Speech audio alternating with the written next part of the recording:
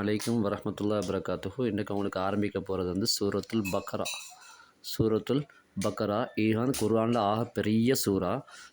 இதுக்கு வந்து 286 வசனங்கள் இருக்குது. இந்த சூறா பக்ரான்றா பசுமாடுன்னு அர்த்தம்.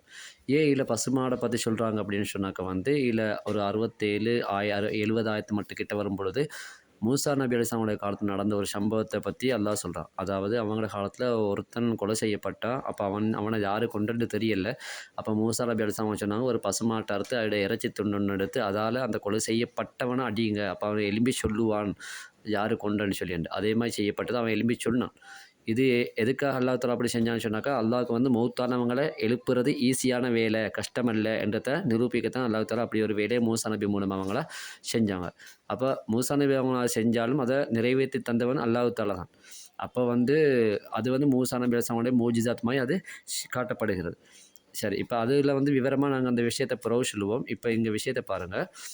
பிஸ்மில்லாஹிர் ரஹ்மானிர் ரஹீம். அலிஃப் லாம் மீம். இந்த மாதிரி கிட்டத்தட்ட ஒரு 28 29 சூறாக்கு இப்படி வரும். அலிஃப் லாம் மீம் வரும், அலிஃப் லாம் மீம் சாத்ன்னு வரும், அலிஃப் லாம் ரான்னு வரும், அலிஃப் லாம் மீம் சாத் அப்படின்னு வரும். அதே போல் ஹாமீம் தாசீன் காஃப் ஹாயா ஐன் சாத் அப்படியெல்லாம் வரும். இதுக்கு வந்து விளக்கம் இது வரைக்கும் யாரும் சொல்லலை. குர்ஆனுடைய விளக்கம் சொன்ன இமாம்கள் கூட இதை அப்படியே விட்டுட்டாங்க. இதுக்கு வந்து அல்லாஹ்வுக்கு மட்டுமே விளக்கம் தெரியும்னு சொல்லி. சரி, அடுத்து பாருங்கள். ஜாலிக்கல் கிதாபு லா ரைப ஃபீ. இந்த வேதமாகிறது, இந்த இடத்துல கிதாபுன்றதுக்கு வேதம்னு அர்த்தம். இந்த வேதமாகிறது லா ரைப ஃபீஹி, அதில் எந்த விதமான சந்தேகம் இல்லை. இது வந்து அல்லாஹ்வுடைய வசனம். அதில் பொய் இல்லை, சந்தேகம் இல்லை, ஒன்றும் இல்லை. எல்லாமே ஹக்கு, உண்மை மட்டும்தான், சத்தியம் மட்டும்தான் இருக்குது. ஹுதல்லில் முத்தகீன், பயபக்தியாளர்களுக்கு நேர்வழி காட்டக்கூடியது. முத்தகீன்னா பயபக்தியுடையவங்க, அல்லாஹ்வுக்கு பயந்து வாழக்கூடியவங்களுக்கு இது ஒரு வெளிச்சமான நேர்வழி காட்டி. ஏன்னா எப்படி வாழணும், அல்லாஹ்வுக்கு பயந்து எப்படி வாழணும், ஹராமை விட்டுட்டு ஹலால் எடுக்கணும், அந்த மாதிரி எல்லாம் வாழணும் என்று விரும்பக்கூடியவங்களுக்கு இது நேர்வழி காட்டும்.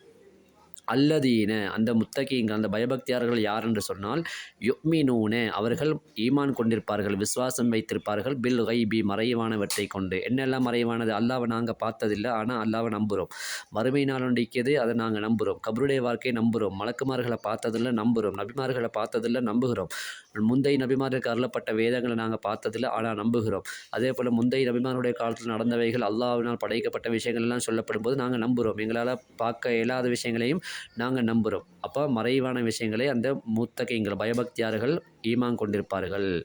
வயுகீமுன ஸலாத்த, அவர்கள் சரியான நேரத்தில் தொழுகையை சரியான முறையில் நிறைவேற்றுவார்கள். பொடுபோக்குத்தனமாக இருக்காமல் சரியான முறையில் அல்லாஹ்வுக்கு பயந்து, இந்த அவசரம் இல்லாமல் நிதானமான முறையில் அல்லாஹ்வுக்கு பயந்து அவர்கள் தொழுகையை சரியான முறையில் நிறைவேற்றுவார்கள். யார்?